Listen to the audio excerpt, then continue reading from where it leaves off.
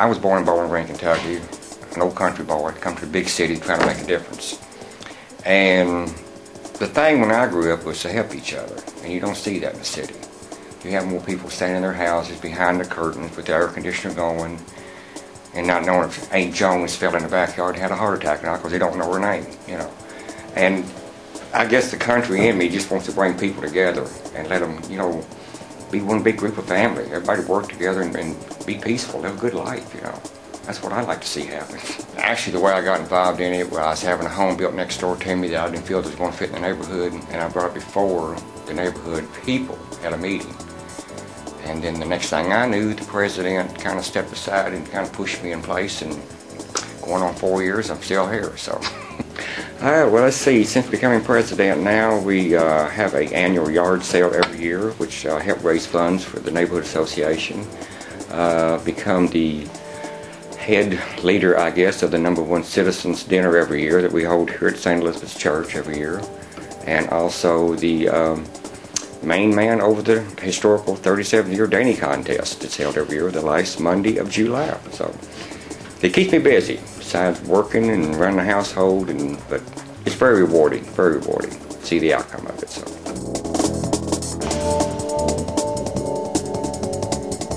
This school building became vacant because we had to close the school, and so an empty building is not an asset to the neighborhood.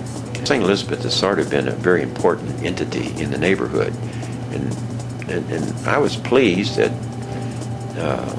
everybody, it seems, whether they were Catholic or not, did not want to see St. Elizabeth disappear. That has made a valuable contribution to the neighborhood and hopefully could continue to do so. It was time to see what we could do about this was seen as a 5-year project. So with a little bit of luck, we'll bring it in 3 years. Yeah. As we speak right now, we're still out knocking on doors for volunteers. And as of right now, I think we have over 465 volunteers that are willing to help with the center once we get it up and running, as to come over to relieve people that's over here working the center, or just being here to let people in and out at different organizations, different groups come in and do whatever they do, you know, to bring people together. My Vice President, Ben Snyder, has been an excellent help. The neighborhood really, I think, wholeheartedly wants this community center. It's kind of a draw for the neighborhood, to be able to everybody come together and get to know each other again, basically, which would really be nice, really would.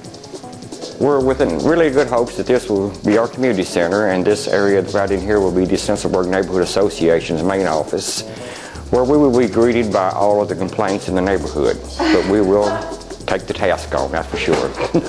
We have a computer room already set up that was here with the school, internet accessible. Hopefully in the future we'll be able to utilize this for children in the neighborhood that will come over and continue their education, which would be always nice. Once we get the seniors center established really well, we can start having after-school program for children, art classes, crafts, just about any type of thing that would interest a child here. The school is pretty well equipped for all of it, really.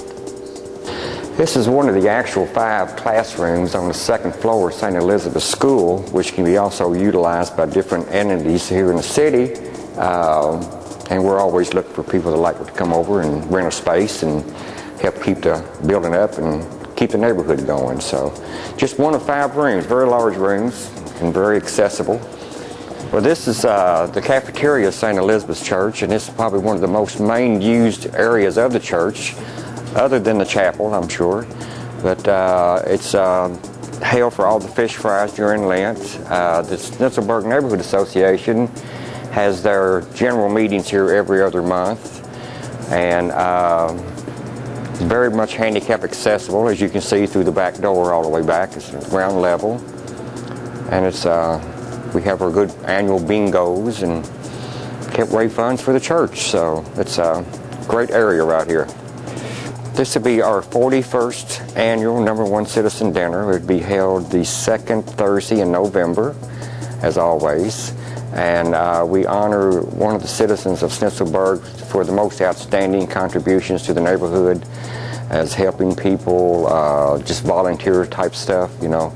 And it's a great drawing for the neighborhood. It gets all of the senior people out to get out and see each other, you know, and visit they haven't seen all year because of the cold weather, you know. So it's a wonderful event, and we welcome anybody that would like to come to it. How many people come? Generally, we have anywhere as many as 300 at one time for a sit-down dinner.